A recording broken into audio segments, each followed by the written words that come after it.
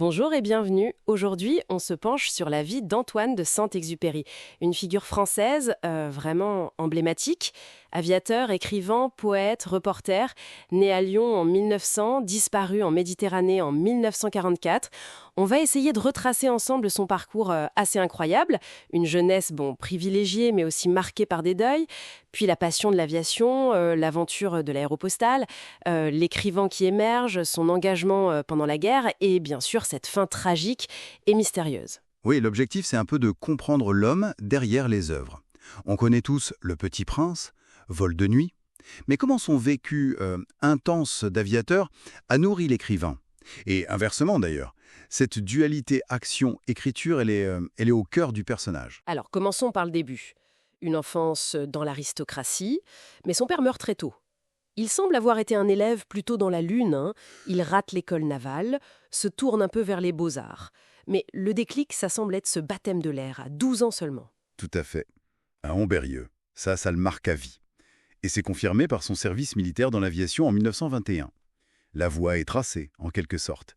Et cette voie, elle le mène en 1926 chez l'ATECOR, la future aéropostale. C'est là qu'il va vraiment se forger. Sur les lignes Toulouse-Dakar, puis l'Amérique du Sud, des noms qui font rêver mais une réalité très dure. Exactement. Il est chef d'escale à Cap-Juby, au Maroc, puis rejoint l'Amérique du Sud. C'est l'époque des pionniers, Mermoz, Guillaumet, une fraternité face au danger permanent. C'est cette expérience brute qui va directement inspirer ses livres. Voilà, Courrier Sud d'abord, en 29, et puis surtout Vol de nuit en 31. Ah oui, Vol de nuit, énorme succès. Prix Femina, ça capture vraiment quelque chose de l'héroïsme et du sacrifice de ses pilotes. C'est aussi l'année où il épouse Consuelo Sansine d'ailleurs. Oui, une relation passionnée, complexe aussi, qui aura son importance. Après l'aéropostale, qui fait faillite, les années 30 sont différentes, moins stables peut-être. Il fait du journalisme, des grands reportages, Moscou, la guerre d'Espagne. Et il tente des raids aériens, Pour battre des records. des raids très dangereux. On pense forcément au crash dans le désert de Libye en 1935. Absolument. En tentant le Paris-Saigon. Lui et son mécanicien Prévost, perdus sans eau. Une survie miraculeuse après plusieurs jours. Sauvé par une caravane. Cette expérience extrême, on la sent palpiter. Plus tard dans Le Petit Prince, non. Cette solitude, la soif, la rencontre improbable. C'est très probable, oui. Et puis, en 1939, juste avant la guerre, il publie Terre des Hommes. Un livre majeur, grand prix du roman de l'Académie française. C'est son manifeste humaniste, en quelque sorte. C'est là qu'on trouve cette citation incroyable sur Guillaumet, après son propre sauvetage dans les Andes. « Ce que j'ai fait, je te le jure, jamais aucune bête ne l'aurait fait. » Ça résume bien l'idée de dépassement humain. Et puis, la guerre éclate. Septembre 39. Il est mobilisé dans l'aviation de reconnaissance, le fameux groupe 233. Il participe à la campagne de France en 40, fait des missions très risquées au-dessus d'Arras. Il racontera ça dans Pilote de guerre. Après la défaite, l'armistice, il part pour New York, fin 1940. C'est l'exil. Oui, avec un but assez clair, convaincre les États-Unis d'entrer en guerre. Mais sa position à ce moment-là est, disons, un peu délicate vis-à-vis de la France libre de De Gaulle.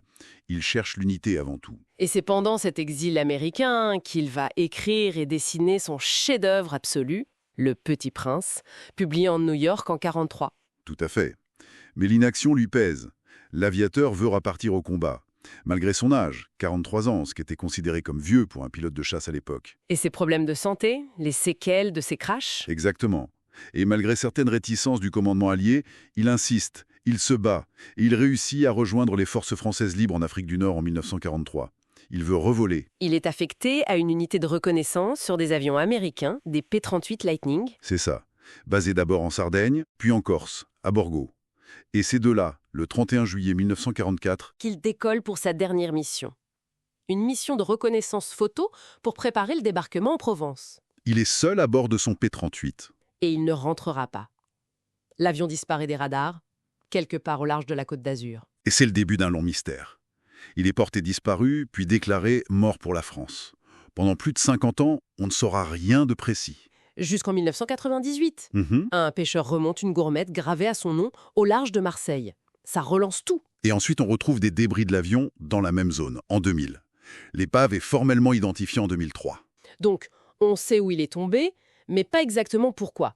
Les hypothèses sont restées panne technique. Malaise du pilote? On a même parlé de suicide, évoquant une certaine mélancolie dans ses derniers écrits. Oui, ou abattu par un chasseur allemand. Un pilote allemand, Horst Rippert, a affirmé tardivement l'avoir abattu ce jour-là, mais sans preuve formelle. Le mystère des causes exactes demeure en partie. Ce qui reste, c'est l'œuvre, immense. Le Petit Prince, traduit dans des centaines de langues, un phénomène mondial. Et aussi Citadelle, cette somme posthume et inachevée. Voilà, un héritage colossal. Pour résumer, on a donc eu l'aventurier, le pionnier des airs, l'écrivain humaniste connu dans le monde entier, et le combattant, engagé jusqu'au bout. Une vie incroyable. Absolument. Et pour finir, peut-être une réflexion tirée de sa toute dernière lettre, écrite la veille de sa mort à son ami Pierre Dalloz. Il écrit « Si je suis descendu abattu, je ne regretterai absolument rien. La termitière future m'épouvante, et je hais leur vertu de robot. Moi, j'étais fait pour être jardinier. » C'est fort. Oui, comment cet homme d'action, cet homme qui cherchait le dépassement, portait en lui cette nostalgie d'une vie simple, presque contemplative, et cette angoisse face à la modernité. C'est peut-être ça une des grandes clés pour comprendre Saint-Exupéry. Une question à laisser ouverte peut-être.